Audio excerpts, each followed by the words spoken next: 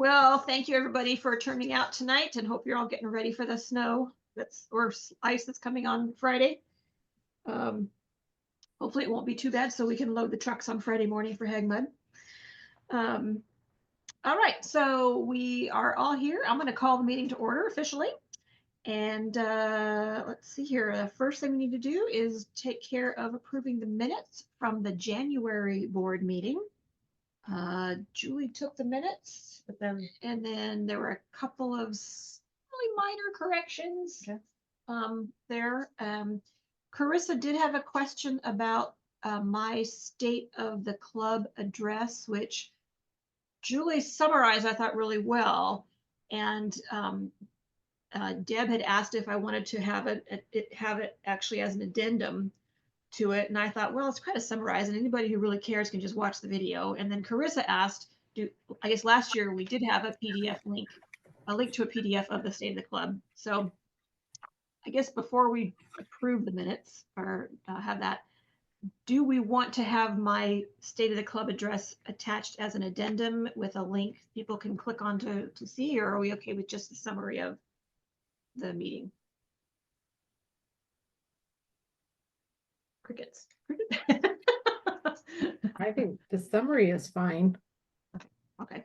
Let's just go with the summary. Okay. Yeah. We'll just go with the summary then. Okay. So Yeah. I welcome a motion to approve the minutes as presented and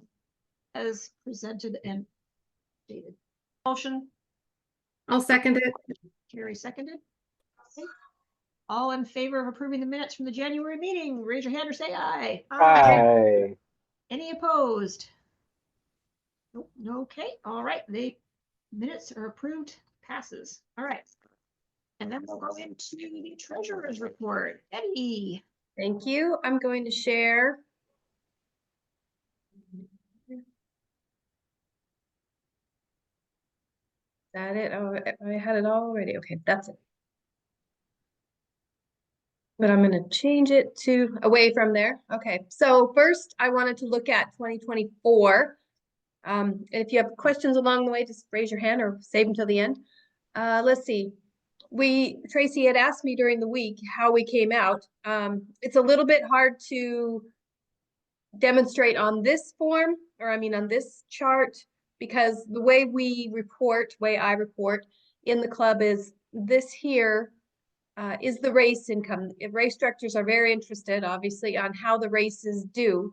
And sometimes the race expenses and or income come from the previous year. So these figures here, to the best of my ability, are the race figures per race. And that means they may have brought in prior year expenses for that particular race. So we didn't do too badly with the race. We'd made a little bit on the races altogether, which isn't a bad thing at all. And especially the turkey trot there, we made some. And you can see, so on this turkey trot race report, there is the largest expense for the turkey trot, which is the zoo rental and fee, which is right around $40-something thousand, $45,000. And so, yes, that's included here. But when we look at the other financials for last year, we won't see it on the 2024 because we paid for it in 2025 after we received that invoice. So it's a little difficult. I guess now's as good a time as any. I spent a lot of time these past weeks, not just working a lot, which I got a new job, so it's really, I've been working a ton, but working on better reporting for race directors. And I believe that I've got it mostly down. And Valerie had suggested it a year ago. So thanks to Valerie, who's not here, to a specific way within QuickBooks to report through classes. So it'll be hopefully a lot easier to report on races for race directors for reports. And Mark, hopefully the ones I sent yesterday are a little more comprehensive and easier to report than those we've done in the past. So any race director, hopefully most of the time you should be able to ask me for a race report and I can do it quicker than taking a long time. Anyway, okay. 2024, this is all of 2024, we're gonna go down a little bit here. We came out, I'm gonna skip to the bottom, don't get dizzy.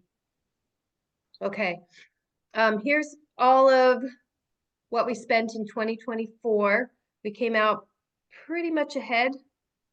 And then if you saw the reports that I sent out, we came out all together with, we came out together about $20,000 ahead in all of expenses for the year.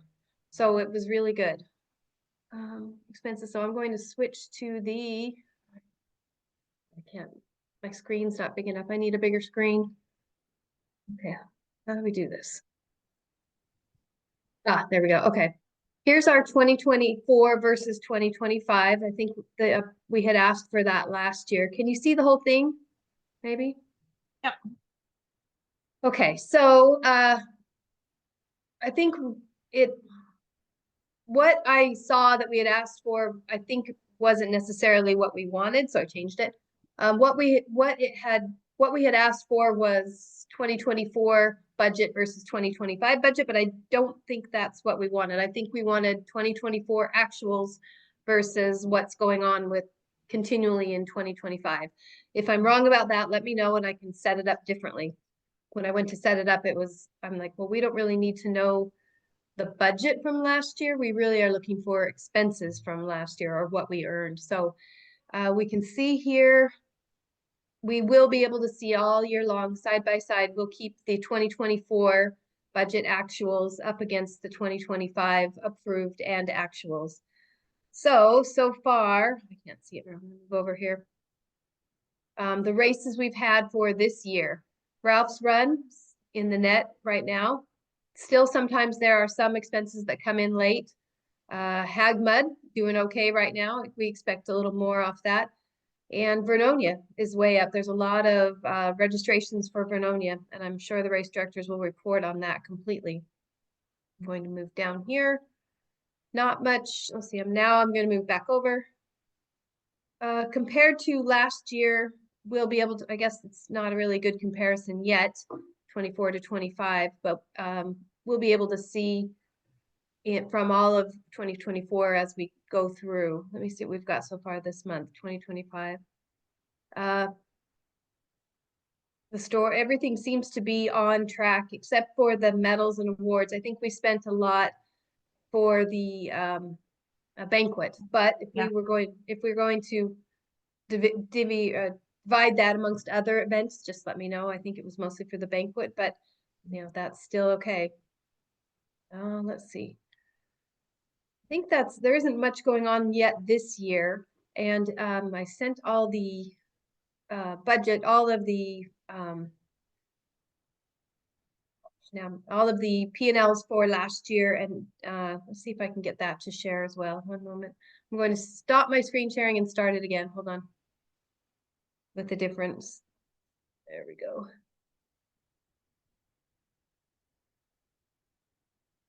Okay, that should be a little better. That's 2025. No, let me get 2024 here. 2024. Okay. Let's see. Now I got to move okay, now I can see. If you look at this here, it gives us very specific numbers, and this is what I sent to the board. So take a look at it clearly, except, like I said, the race numbers don't line up with the race reporting because these numbers here are specifically what's in QuickBooks, and we report those and record those, post those on when we get them.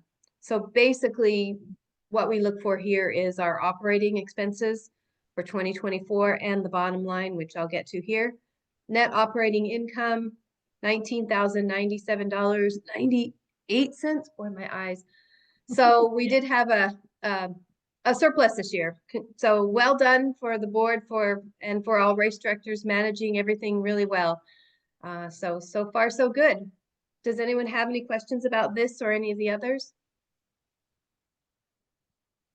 No, I appreciate all the work you put into this and helping me understand the cash calendar year versus the actual things. Because I was like, I don't want to be like some of the previous boards where we thought we had money and then they spent a ton of it. And And it just, I want to be conscientious of not just starting to throw money away, but And I did ask a couple of CPAs, one my friend, one who does work with us here, if there's a way around reporting these races, and without changing our method of accounting, there really isn't, except for what we do here is sort of the second reporting of actual races, and using the classes, which we'll go forward using, as long as it's subject to error, but as long as we really try and pay attention to which expenses go into which race classes, so to speak, then we can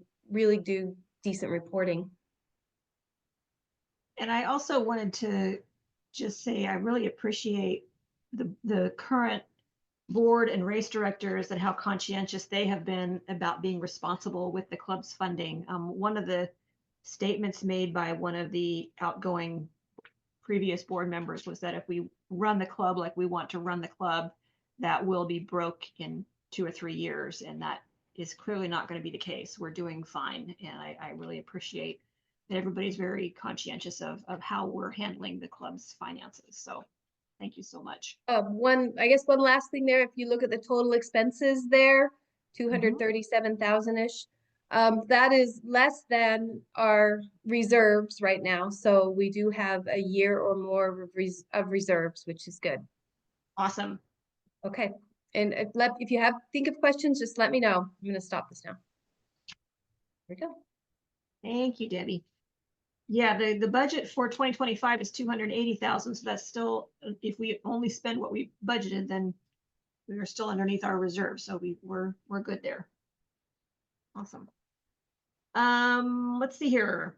Other reports. I put down membership, but I didn't know, Carrie, I didn't expect that you have anything since you just took that over. Yeah, and I will say we're trying to get in touch with Daniel because getting into the email, it's asking for a code and we're not sure where that code's going. So there's a okay. little bit of we're trying to resolve that right now. So, but I don't have any membership comments. So And email is being forwarded to me, to the president's email. So if questions are coming in, I'm seeing them. you're So seeing them. Great. Okay. Yep. I'm hoping to have that resolved quickly.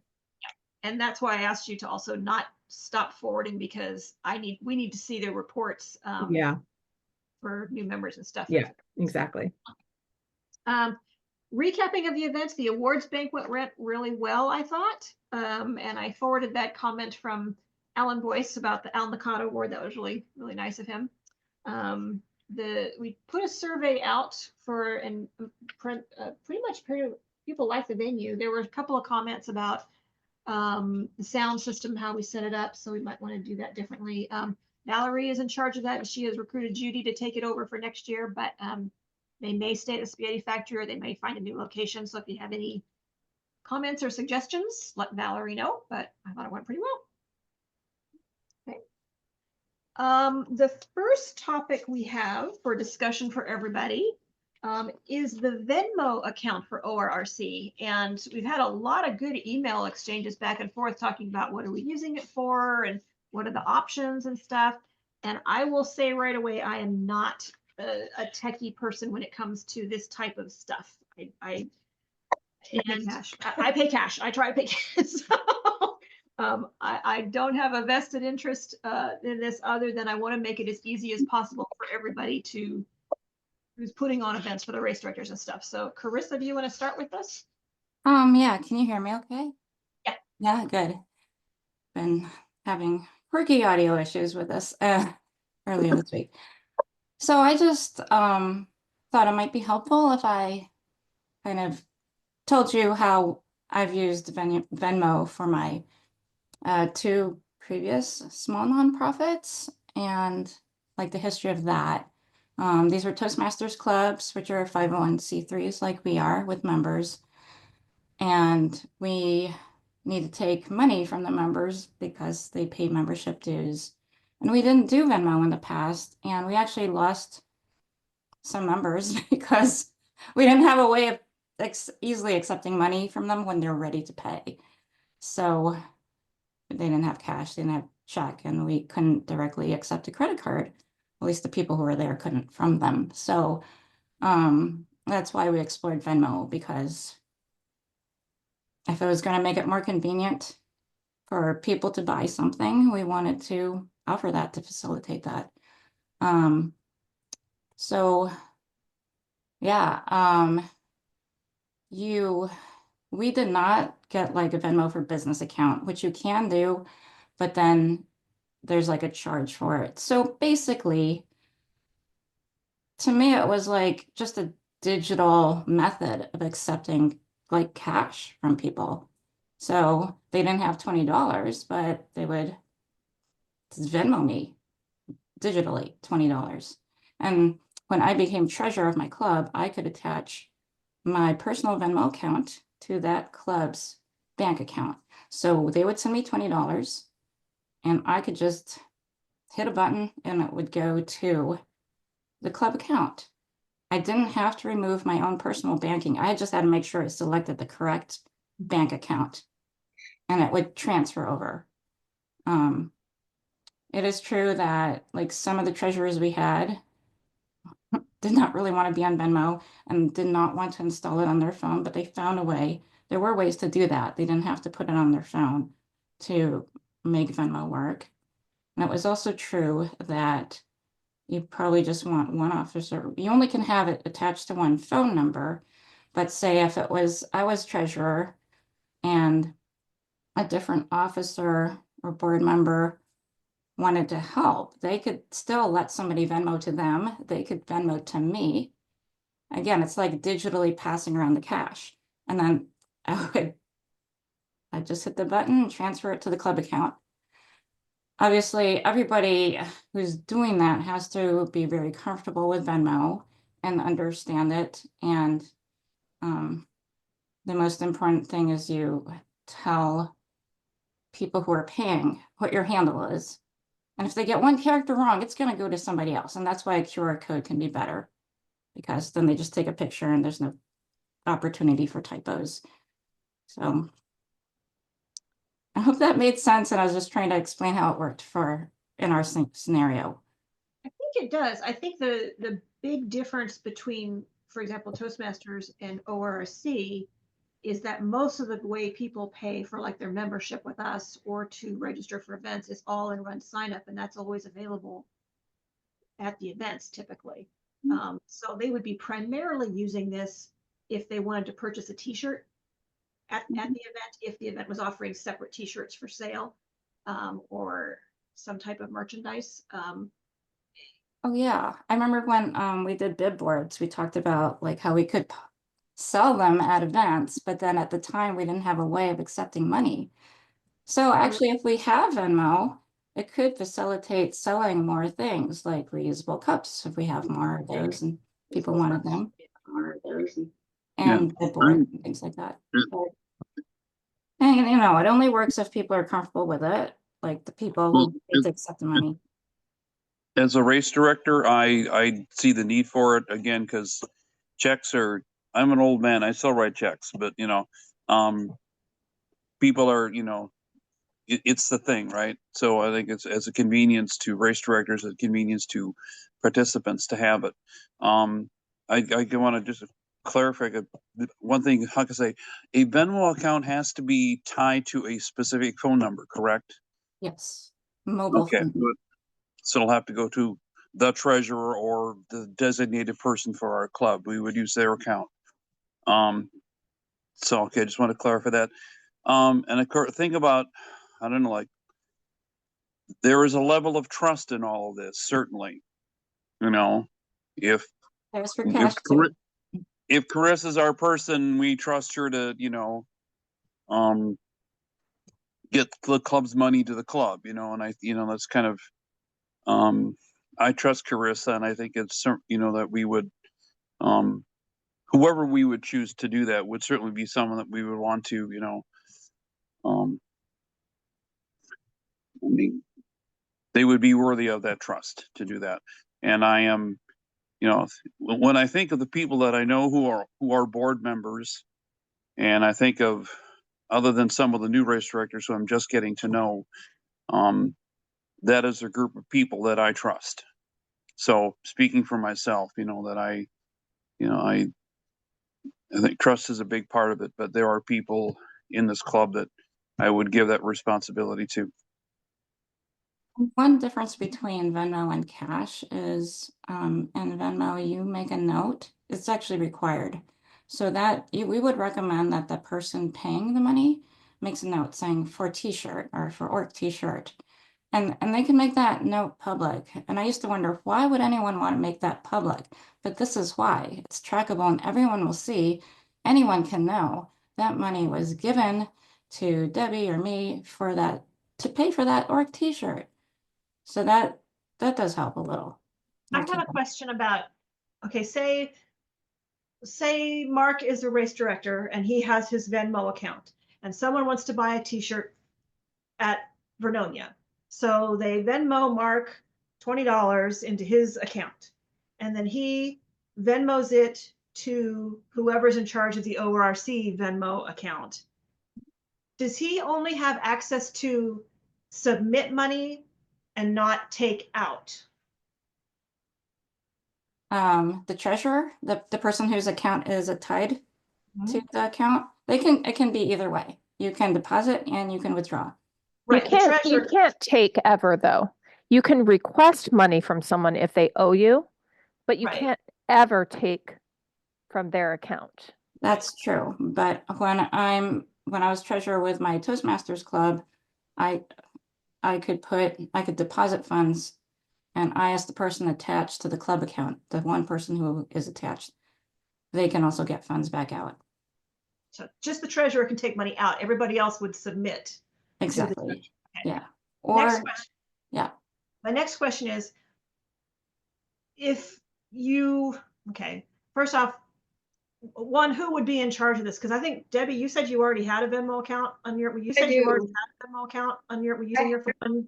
You couldn't be the one doing the ORRC one because you already have your phone number attached to a Venmo account. So we have to get somebody else to be in charge of the Venmo account, not the treasurer, which is okay. I don't mind. I think Well, she can do it still. I mean, I had a personal account when I did it for my club. You can, because you can attach it to more than one bank account. So, attach to one more Venmo account. Okay. well, yeah, I think, yeah, Chris could be right. I don't know for sure. I'm sure she's right about having an attachment, but I'm less comfortable, not necessarily with having my own Venmo account attached to it. That's fine. I think I'm trustworthy and I would trust it, people here, but it comes down to longevity and consistency.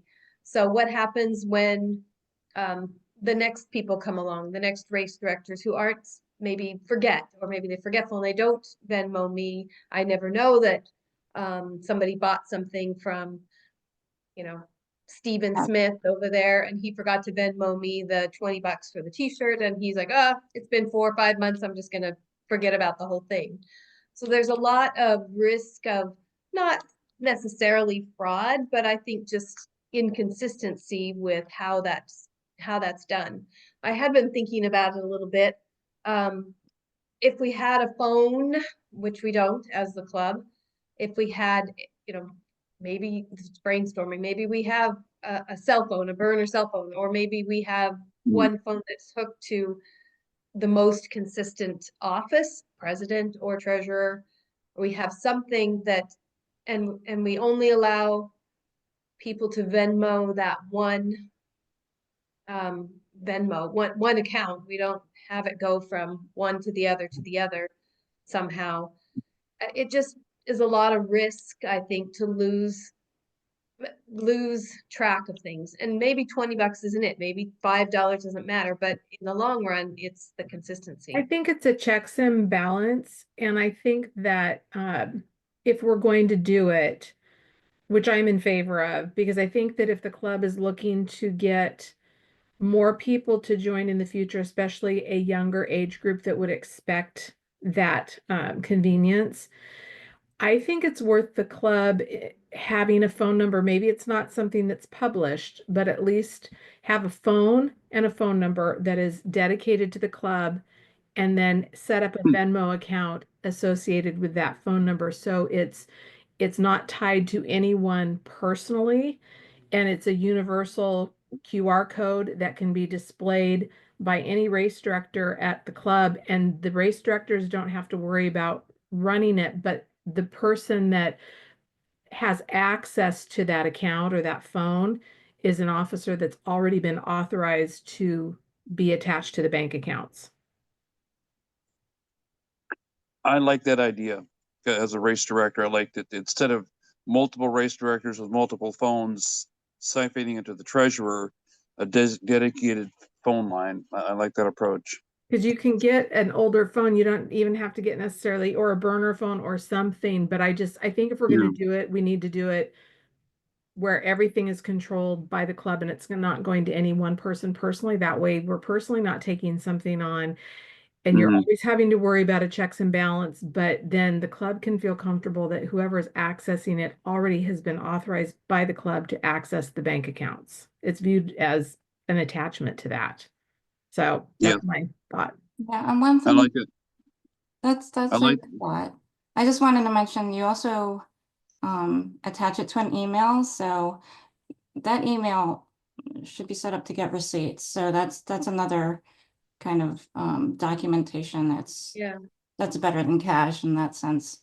It'll always say like I'll say Joel Venmo'd, you know, the Paid Oregon.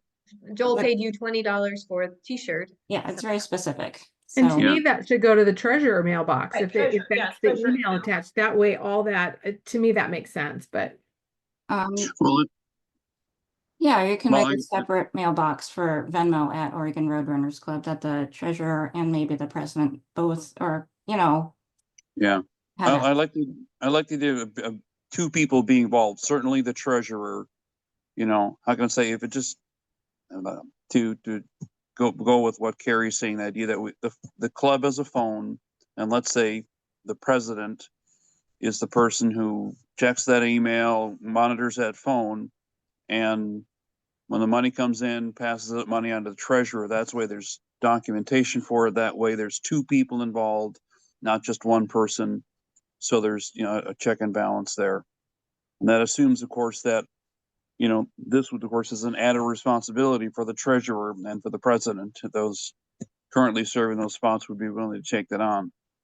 And if not, you know, we'd have to, well, figure someone else to do that then. I just want to clarify something. Once the money goes into the Venmo account, it's basically like going into your bank. I mean, the person who has the actual charity's Venmo account, I mean, partly there's a balance. So for me, like I'm usually paying out. If someone pays me something, then it doesn't take money out of my bank account. But once it's in that account, it's the club's. If it's in the club's account, notwithstanding what Chris is talking about with the how she would receive it and then forward it to her club.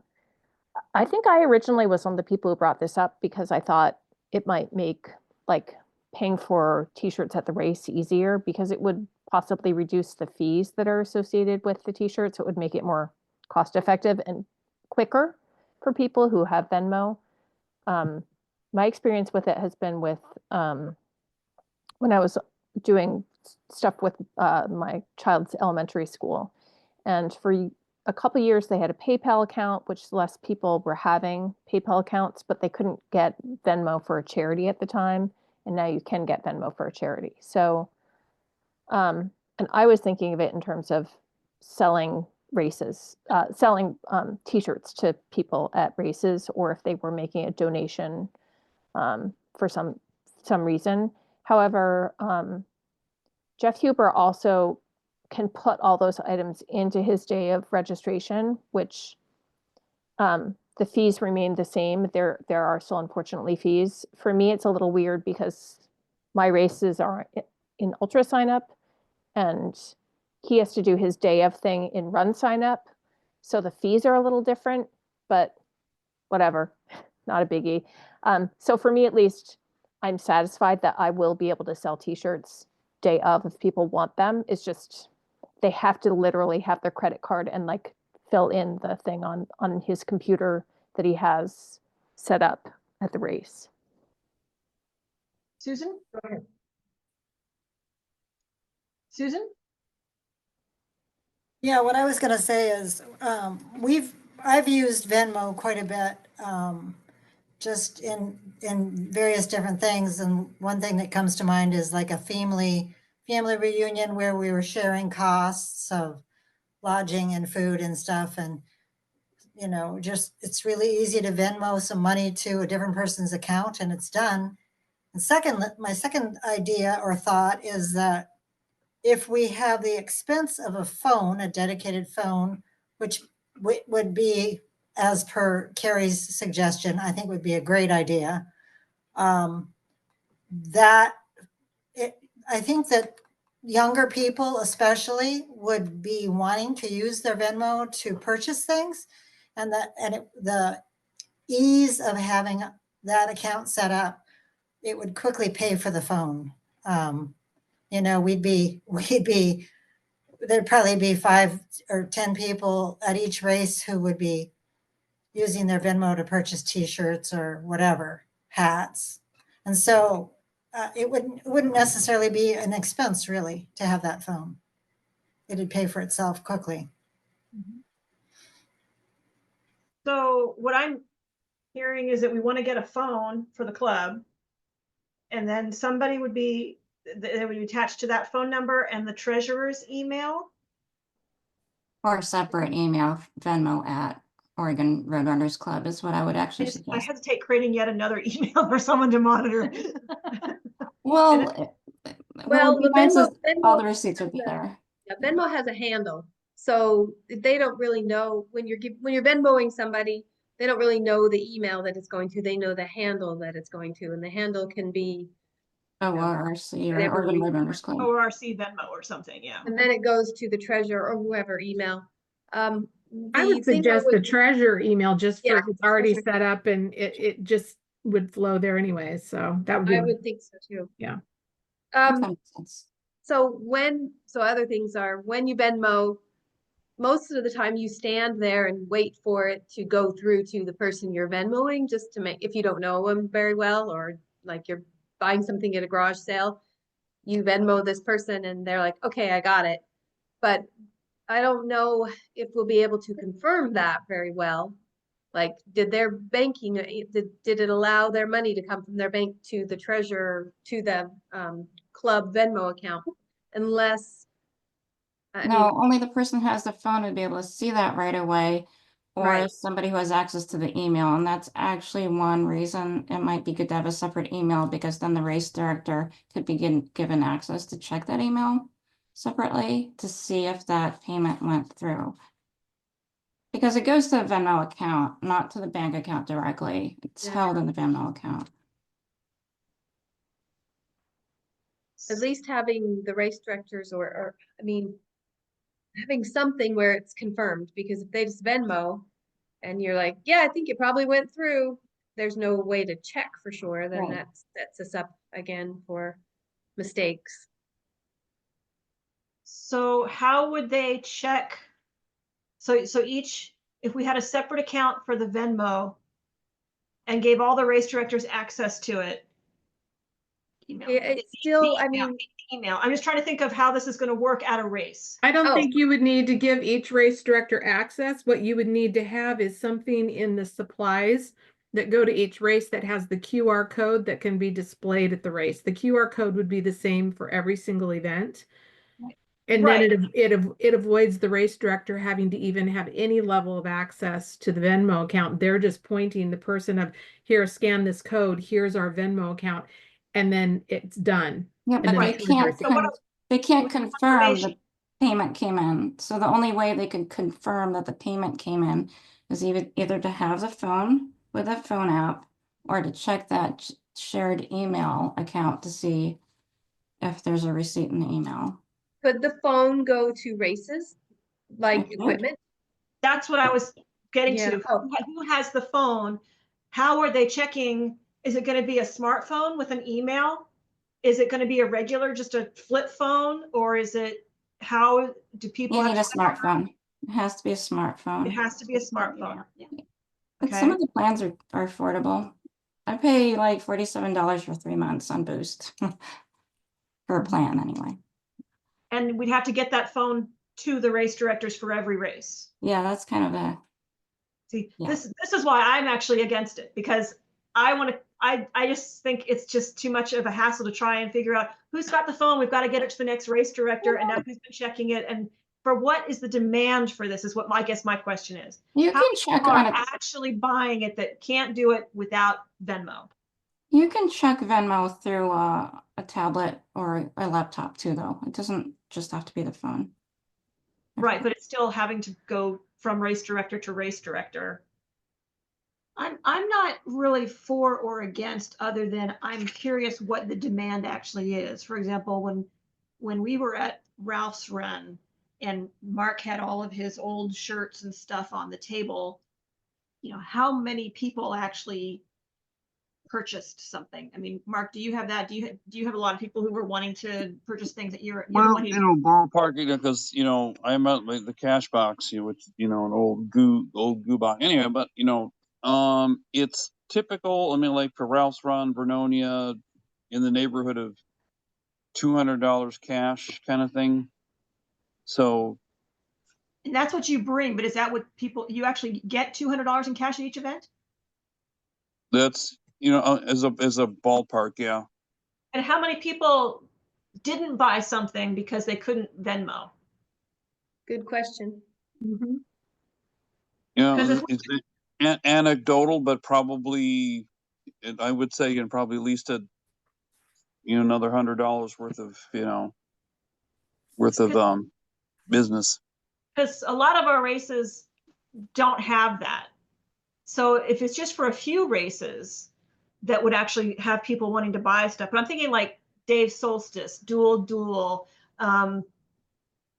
the smaller races, Best Damn, how many people really would there be a demand for shirts versus setting this all up and having to work it out with everybody? Well, I think what I would like Well, to then do. you get an event Well- like Turkey Trot, though. I mean, we would, you know, leftover T-shirts or Turkey Right. Trot that would be, you know, that would be some serious money, I think. So you're right. Not every event is going to bring in much, but some will. So Debbie? So then maybe we go back to the beginning of the discussion. So if we don't think there's a huge demand for this, except maybe at Turkey Trot or maybe Vernonia, the bigger races, then maybe we do have the race directors collect any of that with their personal Venmo and forward it on. And the risk of that is less than what we've spent in time and resources and money setting up this Venmo. That's one thing to say. And then the other thing to say is technology is going to change in the next few years for sure. The example I have of that is I was the treasurer for the Booster Club when my kids were in high school, and I was charged with buying 4 small, what do you call them, Chromebooks, because we did the tree sale, the Christmas tree sale. That was our big fundraiser for the year. So I was to buy 3 or 4 Chromebooks, set them up with Swipe or Apple so that we could, you know, sell those trees at the tree sale. And this was like 2018, 19, and then COVID came along. Okay. And then I went to buy my tree this past year. All of it's gone. I'm like, oh, where are the laptops? They're like, oh, we use this now. We use this kind of thing now. So a lot of money was put into it, which, you know, okay, $500 or $600 or $700, $800 isn't that big of a deal in a budget like this one, or maybe booster budget was pretty big because of the tree sale. But it's just another thing to consider. How much are we really going to use this versus the risk of having Mark and his Venmo collect, or, you know, Valerie and her Venmo collect at these kinds of things? I think Susan, did you have your hand up? Do you have anything else you want to add? Yeah, back to what Julia was saying. If there's only really maybe 3 events or so that are likely to have a lot of requests for Venmo, then that phone would only have to go to 3 events, and it wouldn't really be that hard to move it from race to race. So, you know, and like Mark said, I mean, Turkey Trot, Vernonia, maybe you bring in $300-400. It might be a good way to use it. And just to do one phone line, getting back to what Deb just said, you know, then you're not putting a ton of money into the expense of getting it set up, or a ton of energy. And if technology changes in 3 or 4 years and we're not doing Venmo in a year at that point, then so we move on. I don't know. I'm still in favor of it. I think I see a purpose for it. Well, let I me do do it. see I do see a purpose for it for sure. I don't know if it's worth getting a phone and trying and doing around and carrying that around. If we could find a way to, I mean, it's hard to tag and attach a Venmo to a number that someone already has. We already talked about that, but getting a new phone, I don't know. Could we have, okay, going back to instead of us getting a phone, if there's only a few races that do it, that would need it. If those race directors want to offer it and they have their own Venmo account, okay, can they collect the money in their own Venmo account, but then send us the money separately, like a check? Sure. Or even bank transfer to our bank. Bank Maybe transfer, not. something like that. So that way we don't have to have a Venmo account. They can, if they want to do it, it's up to the race director. If you want to have a Venmo account, by all means do it, and then send us the money once you've collected it on your own phone Venmo account. Can we do it that way? I don't think that's a bad idea because like I said, kind of the risk of that is the same risk of any race director spending any money, you know. Yeah, it'd be the same risk as if they were accepting cash and then Yeah. getting the Yeah. cash. And I'm curious how many race directors do just still accept cash, since I'm new to this game. Well, I would say most of the races, except for Mark's, don't have a lot of stuff that they're selling at their event. So there's no need for it. But it's always been, right now it's a cash only. Yeah, right now it's cash only. I've had a couple race directors send me checks of things that they've collected after races. Not too many, but enough, some.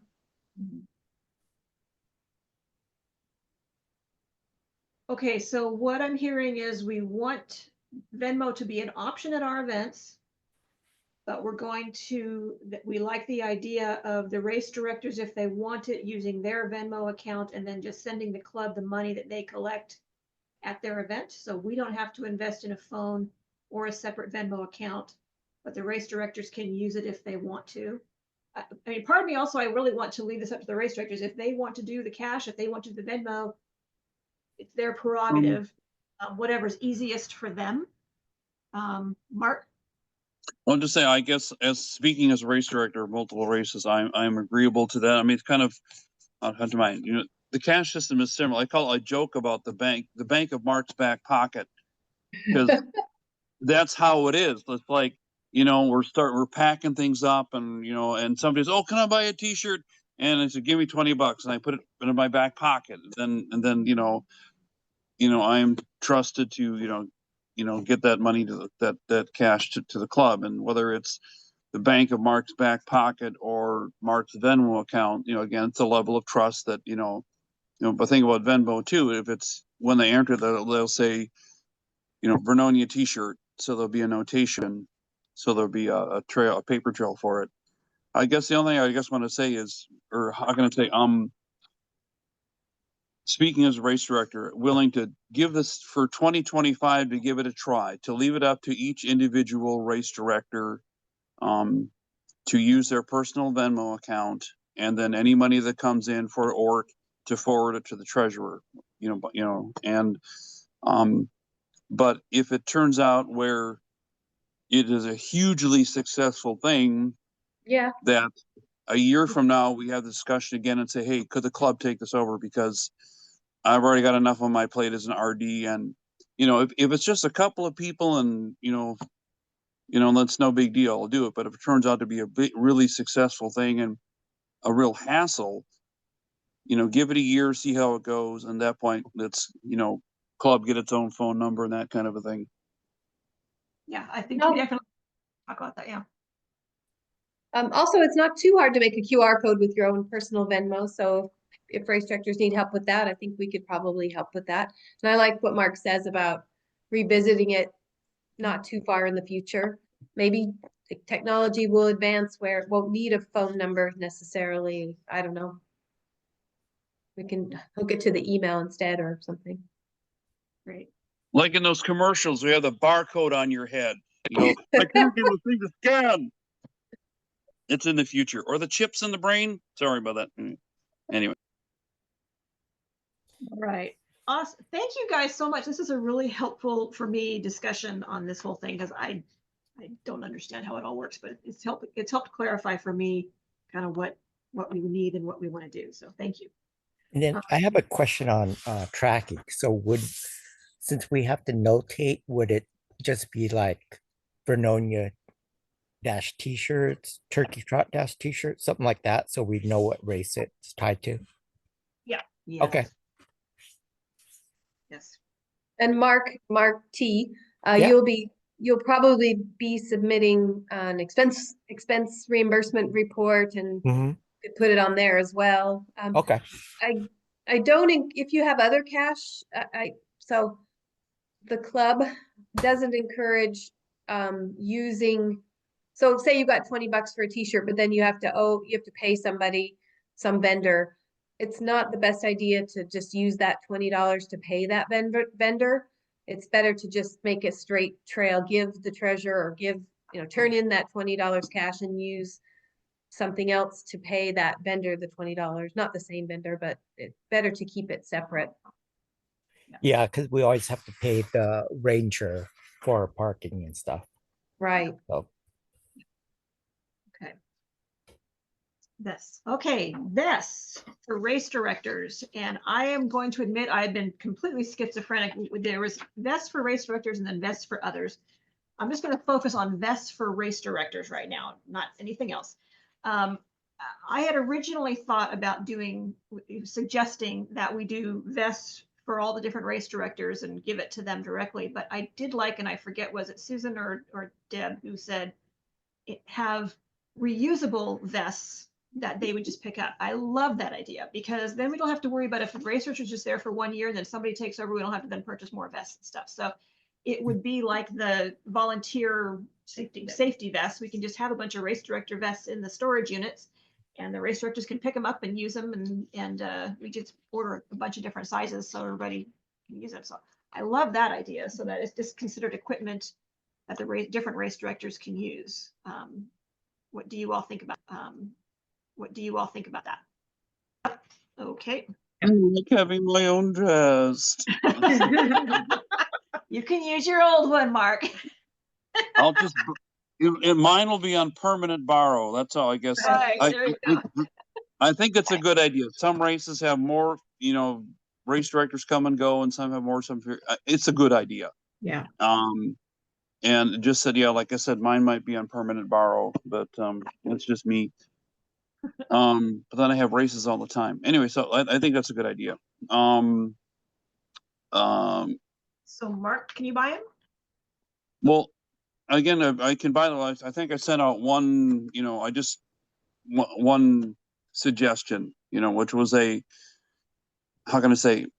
Well, two things. One, I think it should be a different, not yellow, because everybody wears a yellow vest. That's why I think the one I showed was an orange, a distinctive orange. I like it should the be a orange. distinctive color. And it should say, of course, the ORRC logo and, race director on the back. Yeah. I kind of like the one that kind of gets more, it's a more stylish vest. It doesn't just look like a generic yellow, crossing guard kind of vest. And that's why I think it's a bit more fitted. And, as far as if you're having, wearing it year round in the summertime, it's no big deal. In wintertime, you might have a coat underneath. If we have multiple sizes, then people just wear one that's a bit big if they're going to try to fit a coat underneath it, kind of a thing. So I don't know, I guess I like the one that I was passed around by email a couple of weeks back is the one that I'm liking. It's a bit more stylish, and it's the orange. And I didn't get a price on it yet because I wasn't sure what the quantities were yet, because that's kind of the next question is how much the quantities. But I was thinking with the quantities, most races don't have more than 2 or 3 race directors. Most have 2. Some have, yes, but most have 2. And so I was thinking if you could get us an estimate for what it would cost for, say, 2 in each size, And that way, if we keep them in the garage, then people can just pick them up and then wash them and return them or whatever. And Yeah. So like free two, of any. two small, two medium, two large, two XLs. Right. Yeah. So eight vests. Maybe a double XL, because I mean, if we're talking Yeah, about. go get a double XL. Yeah. If it's really Okay, cold, so we're talking about a total of 10 vests. something like that. Yeah. Okay, I can now that I have a number, I can get back to my person, and assuming everybody's agreeable, all those race directors present are agreeable to that style and color. I mean, Then I don't think you saw I don't know if you saw my email, Mark, but I was like, I'm totally fine with like a $10 one that like traffic directors do. If it ends up being like $40 a vest, I No. looked up like some safety vests. They have orange ones that you can put a logo onto. I'm fine with a cheaper one if it's going to be shared. Okay. Similar, like I don't need a nice one. I'm the I- same. Cheaper the better Yep. under the circumstances.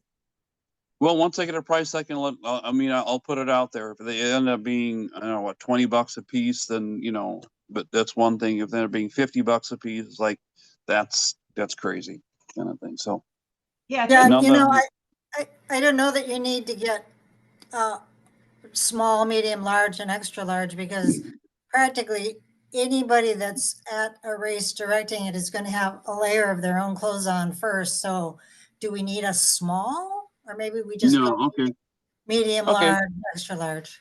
Well, Okay. they are in unisex that. sizes, so a small is like a women's medium. But you're right.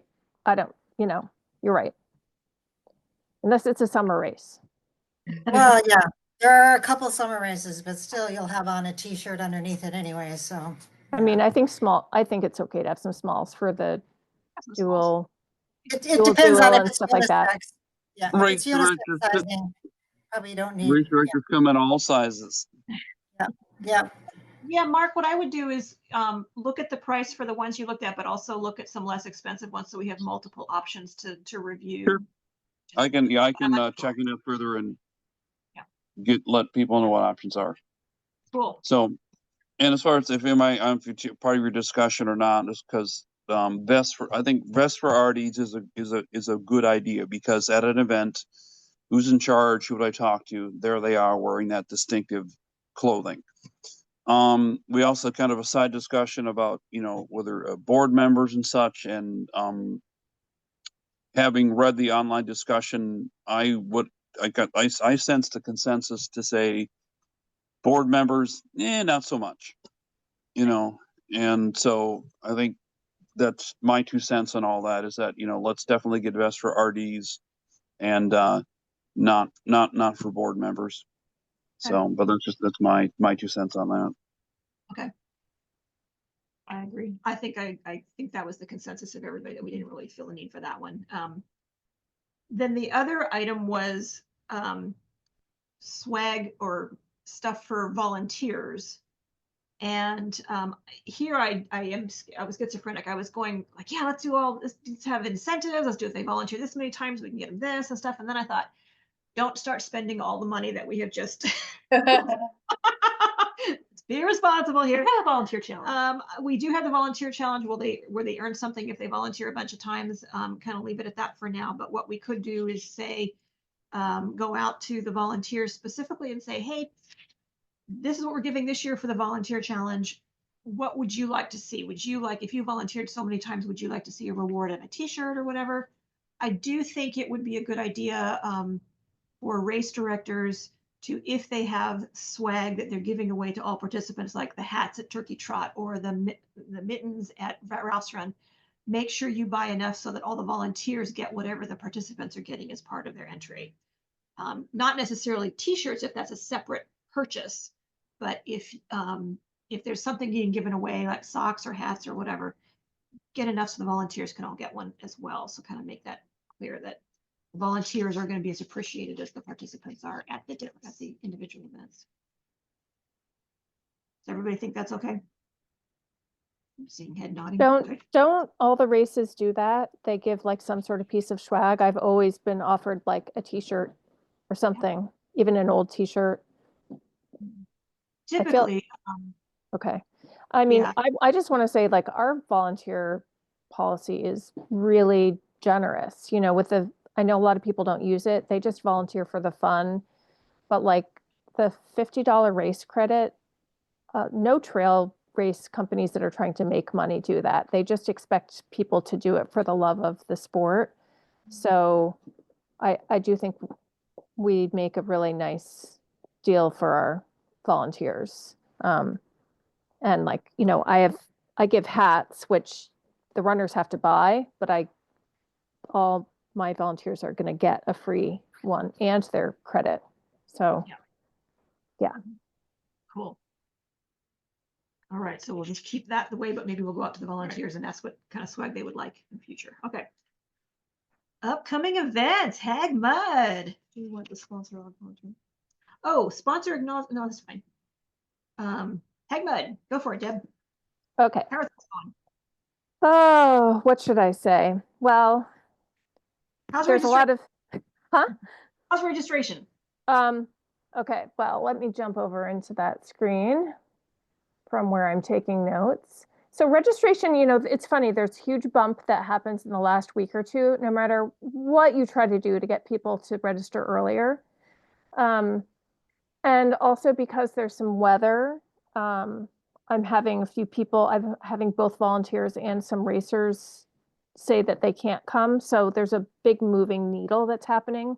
I'm also having people who are emailing me saying they're injured or they're pregnant and they've missed like the pregnancy deferral deadline and stuff like that. So I think this is just part of my learning. But I will tell you that the number of people I've registered, I have 50 in the 50K, which is down from like 80 or 90 last year and down from as high as 150 in other years. So that's not as popular, but I've got 150 people in the 25K, which I think is really good. Good.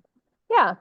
And unlike maybe, I don't know, Debbie, it was interesting hearing you talking about budget because I actually made my own budget spreadsheet because I have a really tight budget and our income was down. So I've actually been tracking what I'm spending and what I'm taking in as I'm going to see how much money am I going to lose on this race, basically. Just not very optimistic, but it is realistic. So because our registrations are down compared to like what I had budgeted, it's all a learning process. So I do have currently like almost $20,000 in revenue, which isn't bad. I budgeted 28, and that's not counting. I have like 4 or 5 trail mix fund runners that I will get money from the trail mix fund for their scholarships. And it's not counting if any people buy t-shirts on site at the race. So, but you know, that's still going to be a little bit less than our expenses because we had a lot of fixed expenses that were not reduced very much by going to a one-day race. Like there's an economy of scale with it being a 2-day race that can't really be matched. So we'll just see how it all shakes out. There's been a flurry of activity with concerns about the weather because there's maybe snow and ice. So we were talking about renting the truck early, et cetera. And I saw that it's supposed to get up to 44 degrees on Friday. So I'm just really hoping that if it does snow, it will melt for us to drive the U-Haul safely. And I've been trying to do some cost saving measures, like we're not renting a U-Haul van. We're just going to use a personal vehicle to bring stuff around the lake because I could not afford $500 in U-Haul charges. So I'm not sure what else to say. I think I've been doing about 90% of stuff on the race. Mark is more like just doing, Mark Fries is doing a little bit of the smaller things, the targeted things. I think he's going to be really present the day of the race and we're going to go shopping together. I have solicited some sponsors and they're giving prizes. I got some free t-shirts and things from Leslie Jordan today to give as extra raffle prizes. So that has been successful in trying to do some solicitation. And I've really, like, even if I feel like I'm doing 90% of things, the truth is no race director can do this by themselves. Like getting the encouragement and guidance from everyone. I had I went to the storage lockers on Saturday, and Jeff Werman and Hal Brockman came out and spent 3 hours with me going through my whole packing list. We got all of our aid station tubs made and like a tub for registration so that I could see what we had and what we didn't have. And like I could not have done it without them. It was just invaluable. So I have to say, and Mark Barrett has been like, he's going to let me stay at his house. So I have a place to sleep close to the race. Like, so it's just like huge thank you and appreciation to everyone trying to help me be as successful as possible and helping to continue the race tradition. good. So yeah, big appreciation to everyone. And then, job. yeah, I'll give you more of a report next month. Just a quick question. Did you find the propane tanks? Mark said that there's no, well, first of all, we can't store them there, right? So Mark Right, says he right, doesn't I know. have any. And I didn't hear back from Valerie. Okay. I thought we'd gotten rid of them and we were just going to rent them because it just, okay. Yeah. Oh, is that how it goes? I know Valerie had taken some for when we actually moved them from the other storage units, and she used them for Champoeg, but I think, and I thought that Ryan had used them, but then he was going to get rid of them possibly after last year's event if he couldn't store them. So that's where I thought you might want to double check and see if Ryan still has them or if he got rid of them. But if not, So you like can rent when them. you turn them in, do you get your deposit back on the actual like tank? If you rent, I'm not sure what their rental policy is for those because I haven't done it before. But they have propane tanks at the U-Haul rental place. Okay. So Susan? Yeah, did you do a pre-race a week ago or 2 weeks ago around the course? There was a preview run that Preview run. my friend Art helped lead because I was like 4 days post-op from my ACL repair. Uh-huh. So yeah, and there were like 24 people that came to that. Okay, and so what's the story with the part of the trail that's closed? Is that, Well, hey Mark, you could report on that because you were there for a work day, the last work day. I literally ran the trail last Saturday, just a few days ago. And, to make sure that there were no logs done on the trail and right? just do, all of that. And the trail, like I say, it looks good. It looks muddy. How good is it's as What good as about, ever. oh, what about the closed portion? That'll open. That's that when I ran that I've actually been at multiple trail parties to work that section. And when I ran it on Saturday, there was maybe an hour's worth of work left to do. So that will Okay. be open. I was That- out there on the trail today, Brian and I, and he was running and I was walking because of my arm, Yeah, but yeah. that section is still closed today. Okay, So, you know.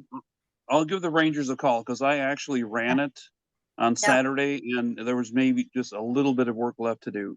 I mean, it's I just want to be sure. Well, and my husband's guess was it's just been too icy it's very frozen and very slippery, and maybe it's just been too icy to do the trail work. But No, I don't know. I don't know. I'll give the Rangers a call. I mean, just to let them know that that because it's runnable. That section Yeah, is now it's runnable. runnable.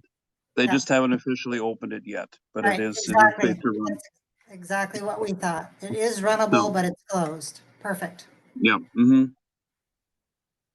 Great. Good job, Deb. We'll see you on Friday.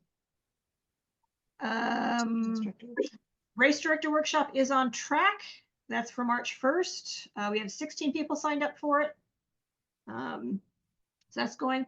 The thing that I need everybody to sign up for is the Shamrock Expo. We have Friday is almost completely covered. There's Carrie is by herself for the last shift on Friday, but there is nobody signed up for Saturday at all.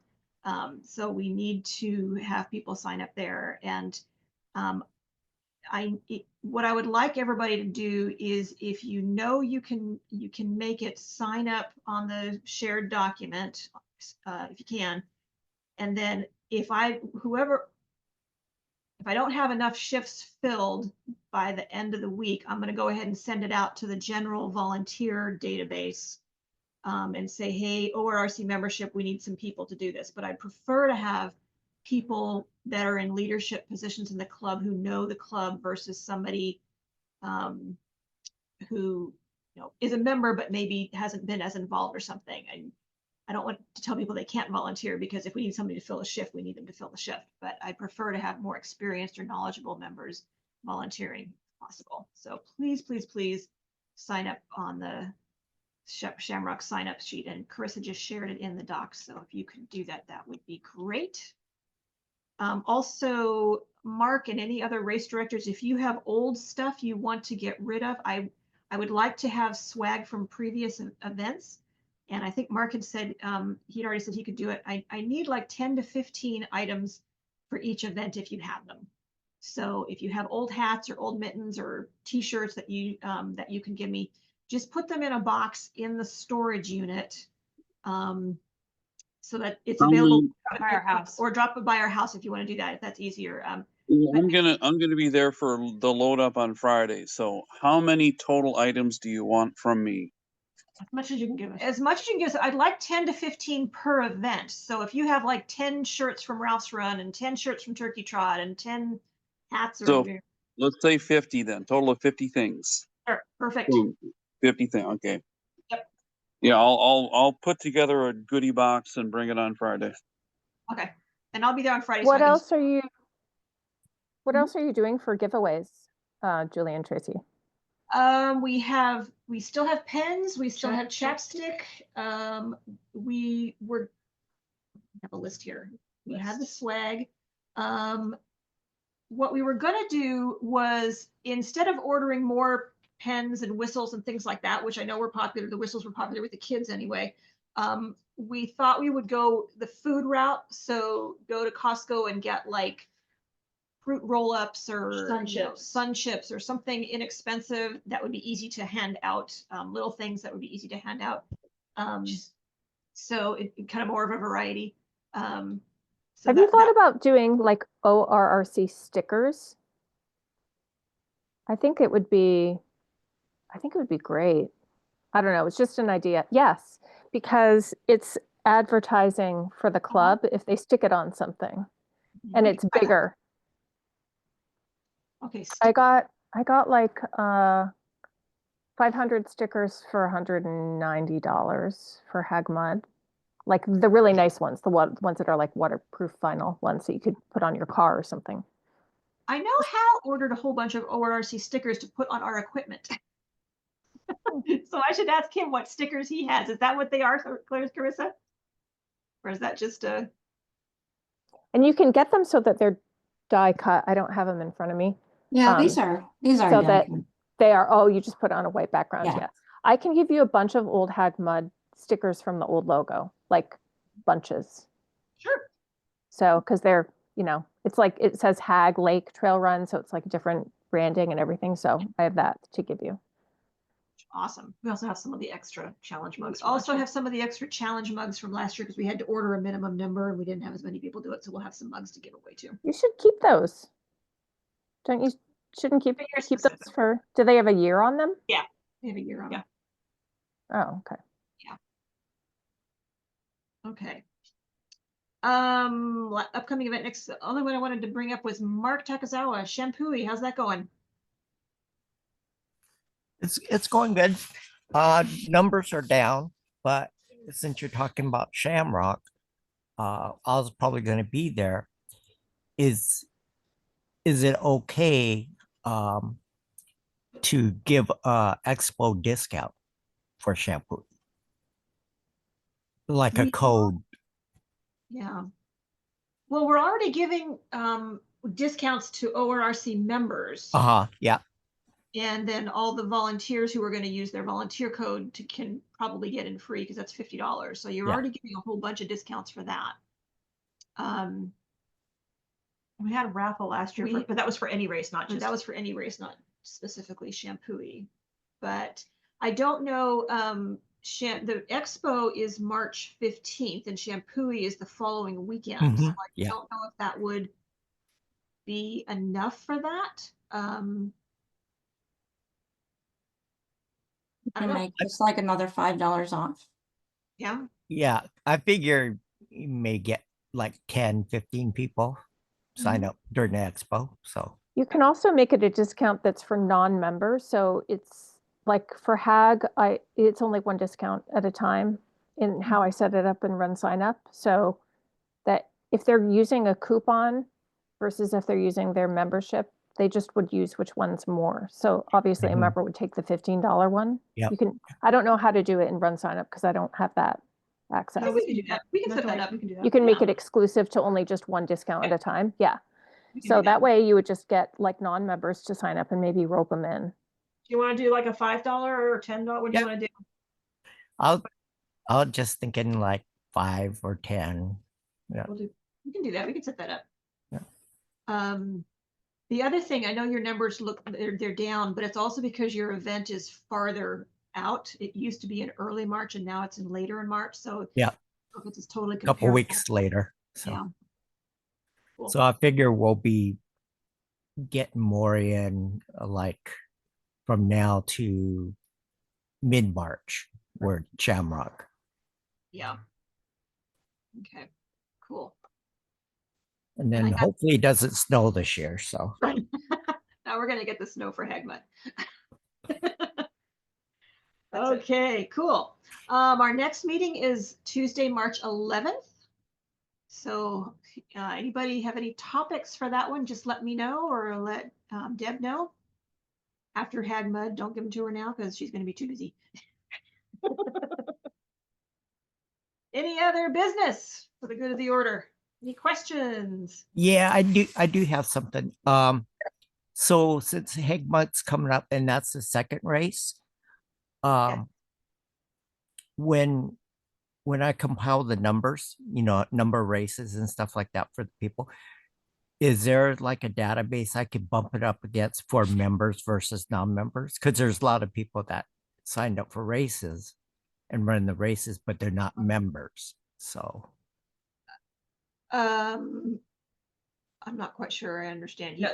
All the people who participated in both races. He's trying to he's tracking the membership. yeah, because I'm tracking all the races for the year. Oh, right. Actually, Jeff Huber has already set that up. So he has set up a database so people can check their status on our website. We just need to let him know to update it for 2025 events. Okay. And that's for members and non-members. Okay. Yeah, it's all participants. Okay. And then they can't win a prize unless they're a member, but they can check their status. They can check how many. Okay. Okay. Yeah. So let me email Jeff Huber and I'll copy you in on that. Okay. So we can get that going. Okay. I'll Sounds just good. mention one thing though to Mark T. Just be aware, just as soon as Hagg Mud is over, I'm going to put a volunteer request out for the Champoeg race. So Okay. And I'll copy you on that. So watch for Okay. that. But that's on my calendar for this weekend. Thank you. Yeah. Else? Yes, Carissa. I was wondering if people would like a little walkthrough about Strava because we've talked about that. Some of us use it, some of us don't. And I am starting to use it more to promote org events. I haven't been really consistent about it, but today I just put out Hagg Mud on it. I could just even show you what I did if anyone's interested. Can I do that? I think doesn't ORRC has a Strava account, doesn't it? Yeah. Yeah. Because I remember they set that up and I don't know how to use it because I don't do that, but Yeah, will you show us, Carissa? Yeah, I don't yeah, know do we have a exactly few what you're minutes? talking about. Can Yeah, you screen yeah. share us? I shall. Hold on, let me see. Okay, so I'm in Strava right now, and actually Kelly Barton and I set this up. I think it was Kelly and I set it up in 2017, or maybe she set it up and she made me an admin. And anyway, I am in control of it now. Can you explain what Strava is? Because again, technologically illiterate. I'm so sorry. Yes, that's a Is it better like place to Facebook or start. something or what? No, this is well, yeah. It's sort of yes and no. Okay, Strava is, it started at more like a phone app in which you could track as a runner or walker, like Oh, your right. run. And it was cool because when you're done, when you start, you hit start. When you're done, you hit stop and you get a GPS track. and how many miles. So like personal use of it, I go to mine and I see how many miles I've done through the year. I can see the last run I did using the app, and I get a map. I get an elevation profile. I can track which shoes I used on every run. So for me, I started using Strava way back in like 2016, or I don't remember, because I just wanted to track my runs. And doesn't it compare, like if you run the same route, it'll compare how one run, Yeah, you get a so- PR for that course. So like, yeah, when you're on a run, you can see who else you passed out there. And that I ran it with Joe is recorded, and I don't know if you can see the animation. Like if somebody else was using Strava and you crossed paths at the same time, that'll show up too. As long as they don't have privacy settings on. And if you want to, you can make your Strava account private, but anyway. Do you have like do you subscribe so that you have the advanced features? Because you do. I think I do now. I'm sorry. So this is a little misleading. I might. That's okay. It doesn't have that if you don't subscribe, but it does. Yes. It is, I like the thing about like the analogy of it being Facebook for activities. It's like you can use your watch, like your Garmin or other kind of brand watch, and have it sync over to Strava. And then you Yes. can look and see what your friends are doing for their activities, and you can like their activities, make comments. People make funny descriptions for their runs. So this is the feed. Yeah, and I can see my friends or the people I'm connected with and what they've run. And we can give kudos and we can make comments on their runs. So specifically for the club, I Yes. didn't know that you can make an event in the club account, and that's really cool. If you would do that for all the races, then people can say they're going to that event. Yes. So see, I'm the admin or the owner of the Oregon Roadrunners Club. I want to point out a few things. We do have upcoming club events, and I can add more, but I can click into this, and I have made this for Hagg Mud. Now, unfortunately, they don't let you link URLs anymore. So it used to be I could just add the link to our page, but I can't. But what this does is I got an email. Like I should go back in here and point out how, sorry, for ORRC, we have a lot of people following. Look down here. Yeah. So a lot of people are elected to join the Oregon Roadrunners Club on Strava. So that means if they allow notifications, once I made this event, they got an email about the Hagg Mud run, and they can get an email about any event I create. So it's kind of a free way to reach these 600 people potentially who wanted to join the Strava Oregon Roadrunners Club. Is there a way when people actually run the race to link that event to their activity that they uploaded? Yeah, so when I have this event, see how it says I'm in? Mm-hmm. So if I say I'm in, I think that connects me to this event that I created. I just created this tonight, and I guess 5 people said they're in, which is cool. I love this, Krissa. We should do this for them all. This is great. Oh, yeah. And I didn't even point out. Carissa, Yeah. Carissa, I'm noticing that you have it written down as Friday, the 15th. It's I actually do? Saturday. That's Oh my your first gosh. sentence. Oh my gosh. So you want to correct We're gonna that. fix it right now. Why is that? 2025. Is it wrong? 15, No, but 20, the sentence you've written says Friday. yeah, It's in you your said that you- description. Oh, I just wrote Friday instead of Saturday. Sorry. Thank you. And we're Yep. fixing it right now. Is there also a way to maybe have this linked to our Monday or Thursday night workouts with foot Oh, traffic. boy, that'd be great. Oh yeah, you can set up recurring events. That's true. Yeah, we can do that. So I'd go back here and I'd say add club event. And I won't do it now because you actually should pick a route to go with it. They change routes every week. So Oh, well, okay. We could pick a route and say it's a sample route, but now that just makes me wonder why the route for this one is not showing when I.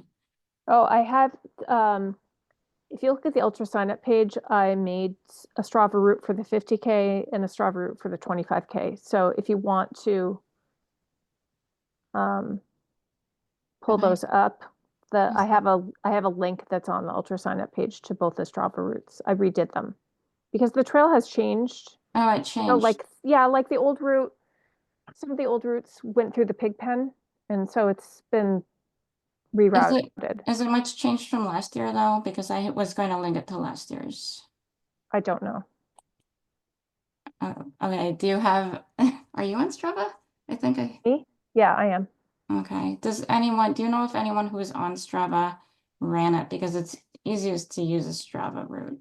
But It is a Strava route. I uploaded my friend's GPX track into it, and I added the out and back. no, So But- is that mine? no, this is based on last year's. So if you tell me what it's called, I might be able to That find. one's actually fine. This one's fine? Yeah, that one's fine. But it's only the 25K, it's not the 50K. Right. Doesn't really matter, I guess. Yeah. This is just a selling point for people.